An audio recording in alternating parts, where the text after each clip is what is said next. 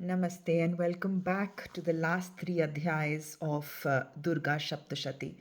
We had completed till the 10th adhyay and now we are going to do the 11th, 12th and the 13th adhyay of Devi Mahatmya. The 11th adhyay is titled Narayani Stuti. Stuti, again, as I told you, is a prayer. Who is Narayani? Narayani is the one in whom all the nar, that is, the human beings, seek refuge. She is the embodiment of the sacred feminine creative forces, which are exemplified through three goddesses. These are Mahalakshmi, who is the goddess of wealth, abundance, love, and beauty. Sri Saraswati, who is the goddess of wisdom, music, healing, and arts. And Durga, who is the goddess of strength and courage. This divine mother, Narayani, is very beautifully personified with four hands, two in front and two behind. In her left back hand, she holds a conch. What is it symbolizing? It symbolizes the sound of universe. In her front left hand, she holds a lotus flower, which is symbolic of spiritual enlightenment.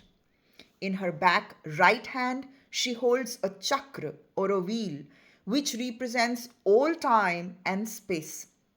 And in her front right hand, or with her front right hand, she makes a mudra of showering blessings on all those who seek refuge under her divine maternal care.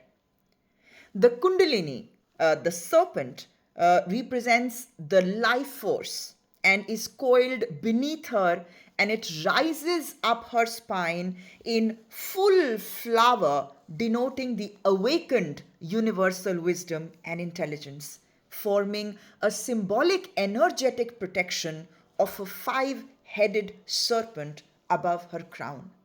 This is Narayani. This beautiful glory, once you try to picturize it with absolute pure heart and bhakti, it compels you to do nothing but, with folded hands, chant Om Namo Narayani. O divine Ma, I surrender to thee.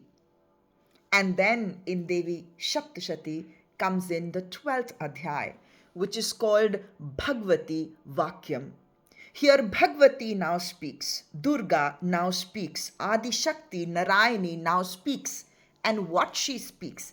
She says, those who recite the destruction of madhu, that is tamasic addictions, those who recite the destruction of ketab, that is bitter pride seeded under rajas, those who recite the killing of Mahish Asur, that is symbolic of ahankar, those who recite the slaying of Shumbh and Nishumbh, the ideas of I and mine, those who recite the killing of Dhumralochan, that is the distorted perception, those who recite the killing of Chand and Mund, that is anger and senselessness, with concentration and devotion, I, says Durga, says Narayani, says Adi Shakti, shall never abandon them.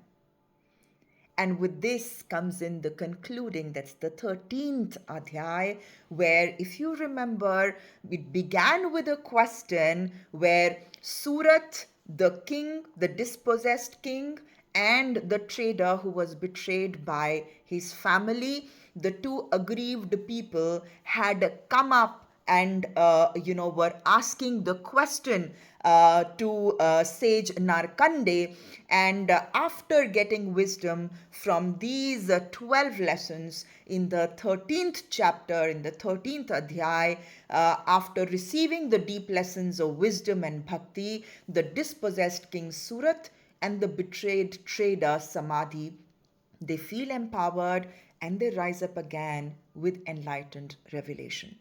So these are some of very beautiful texts from Sanatana Dharam, and we have many of them in the Indian philosophy. Whatever you are chanting, no matter how small the chant you decide to take up, take it up after knowing what it means. And with that, I conclude my discussion on the 13 chapters of Durga Saptashati. And I hope that now, when you read those chapters or make an effort to read those chapters, you would actually know what these chapters are all about. And those of my friends who are English speaking and in foreign lands find it difficult to learn the chant, they are most welcome to join me at the University of Iceland, or for that matter, in one of my public lectures at City Library. I shall ensure that we chant together with the right diction and pronunciation. Namaskar, happy chanting.